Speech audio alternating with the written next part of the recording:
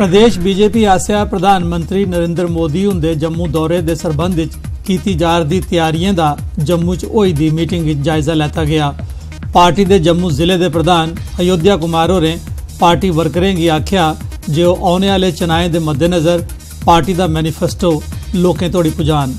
अज जिहड़ी असें गल रखी कि कियां अस लोग इत्थों जम्मू दा बीजेपुर जिहड़ी रैली है वो चाहे कियां हिस्सा लेना है, अज असें उहदी पूरी जिहड़ी इत्थे व्यवस्था की ताकि लोग इत्थों अपनी अपनी व्यवस्था बनाइए उस रैली च पुज्जन ताकि नरेंद्र भाई मोदी जी की सुन और जेड़े उत्थे एम्स का जिहड़ा उद्घाटन होना है वो भी लोग अपने हत्था दिखन। और साबका मंत्री ते बीजेपी दे सीनियर लीडर गंगा होरें लोकें की अपील की है जे ओह प्रधानमंत्री होंदे 3 फरवरी की विजयपुर एम्स का नींह पत्थर रखने परैंत होने वाले लोकें दे जलसे शामिल होन।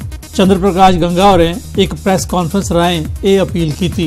आने वाला टाइम बारे 100% बीजेपी का मैं तो एक गल सुनाई ना, प्राइम मिनिस्टर मोदी जी की कोई नहीं रोकी सकता। वो लोकें दे दिले दे विच आई दे ना और ईश्वरीय रूप ना और स्टेट दे विच पूरी तरह कने पूर्ण बहुमत कने बीजेपी दी सरकार इस बारी बनग।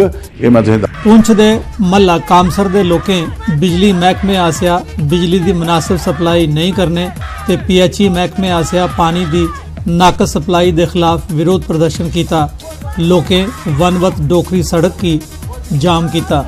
इतने जो साड़ी बिजली का है, बिजली कैंडल जी कैंडल जला के सारे बच्चे पढ़ रहे हैं। अगे फरवरी में इन्हों के पेपर हैं सर, ये कितों पेपर देंगे? 10 लाख की प्रॉपर्टी ग्रामों में बेच के पुंछ से शहर में चल के बसे साढ़े बच्चे भी डीसी बन गए, अफसर बन गए। कितों बनेंगे अफसर जिन्हों की लाइट नहीं है, पानी नहीं है, कचरा सामने प्यादा है। गवर्नर को यही अपील करनी है कि असें जल्द ही जल्द असां मांगा पूरी की जावन, असां पानी बिजली देवन।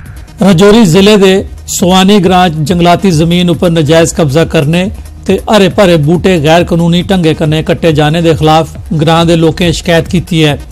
उनका इल्जाम है जे जंगलात महकमे के एहलकारें की संड गंढ कन्ने ये गैर कानूनी काम हुआ करता है। लोकें महकमे के आला अफसरें अगे अपील की है जो वो कार्रवाई करन। इस सिलसिले कंजरवेटर फॉरेस्ट ने कार्रवाई करने का भरोसा दुआया।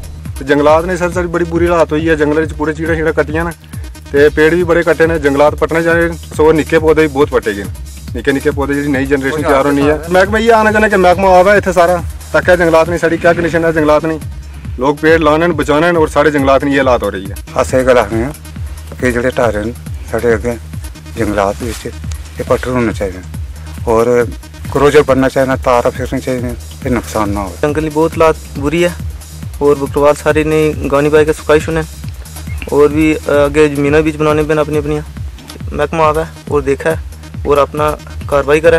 खासकर जो दूर दराज के इलाके हैं वो लोग घुसे जा रहे हैं हमारे फॉरेस्ट एरिया में और हमारे साथ हमारी एक अपनी स्क्वाड है और फॉरेस्ट प्रोटेक्शन भी हमेशा हमारे साथ रहती है। तो हम लोगों ने जितने भी जो शिकायत हमें मिलती है ऑन स्पॉट हम लोग उसको निपटा देते हैं। अगर कोई कोशिश कर रहा है, घारा बना रहा है गैर कानूनी तरीके से तो उसको हम लोग उसी समय।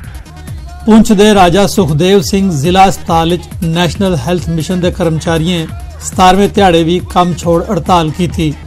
हड़ताल करने वाले कर्मचारी अपनी नौकरियां पक्की किए जाने ते बराबर काम बराबर वेतन दिते जाने की सरकार शाह मांग करा करते हैं। हूँ एवरेज भी हो गया, हूँ साढ़े कोल कोई अगला स्टैप ही नहीं है कि अस कुदरे फार्म भी दूसरी जगह लाई सकां या कुछ और मसला अपना बनावा। हूँ साढ़ा ये स्टेज पुजी है कि ना साड़ी कोई जॉब नहीं, कोई सोशल सिक्योरिटी है तो ना कोई और मसला है। इस वास्ते साढ़ा गौरमेंट को या सत्यपाल मलिक जी पढ़े गवर्नर साहब की यही अपील है इस मीडिया ने माध्यम तो कि साढ़े जो genuine demand. National health mission के कैजुअल कर्मचारियों की कठुआ हड़ताल 17वें दिहाड़े भी जारी रही। उनका गलाना है जो हेल्थ महकमे की रीढ़ की हड्डी सरकार की सभ्य योजनाएं की सफलता कन्ने लोकें तोड़ी पुजांदे हैं, लेकिन इस दे बावजूद सरकार बेगौरी करा करती है। उन्हें गवर्नर उनके अगे अपील की है जे उनकी मांग तौले पूरी की जा। गवर्नमेंट ने बड़े वादे किए, फेस्ड मैनर च पक्का किया जाग, हर सोशल सिक्योरिटी बेनीफिट मिलग, पे जी है इक्वल पे इक्वल वर्क उस मुताबिक मिलग। लेकिन तुम देखी सकते अज सारे लोग दोबारा सड़कें उपर हैं। 17 दिन हो चुके हैं साड़ी स्ट्राइक दे, लेकिन गवर्नमेंट की तरफ तो सानू कोई आश्वासन जड़ा साढ़े हक चो है वो नहीं मिले है। नैशनल प्रोग्राम कोई भी आते ना अस लोग उन्हें ग्राउंड लैवल पर इंप्लीमेंट करने लेकिन आज तक कोई भी सानू ऐसा कोई भी गवर्नमेंट ने कोई आश्वासन नहीं दिता, कोई मैसेज नहीं दिता, कोई फायदा नहीं दिता कि जिसके कारण अस अपनी स्ट्राइक बंद करिए। सेना दी 68वीं मैडिकल रेजिमेंट पासिया कठुआ दे धनोड़ ग्रां च मैडिकल कैंप लाया गया। कैंप च मरीजें दा मुआयना किया गया ते उंदे च मुफ्त दवा वंडी गई। ग्रां वासियों सेना दा इस गल्ला लई शुक्रिया अदा किया। डिस्ट्रिक्ट कठुआ दे विच कदे पहली बारी हो रहा है, फायदेमंद है, बहुत फायदेमंद है जनाब। फौज साड़ी जी बॉर्डर पे भी रक्षा कर दी है, बहुत अच्छा कर दी है, साढ़े वास्ते भी कर दी इतने आई है और साढ़े वास्ते सोना आराम करना इतने कोई यही दिक्कत नहीं है सानू और अच्छे साढ़े काम हो रहे, कोई तकलीफ सानू नहीं है जनाब। तो ये चाहते दोबारा भी ये कैंप आने चाहिए।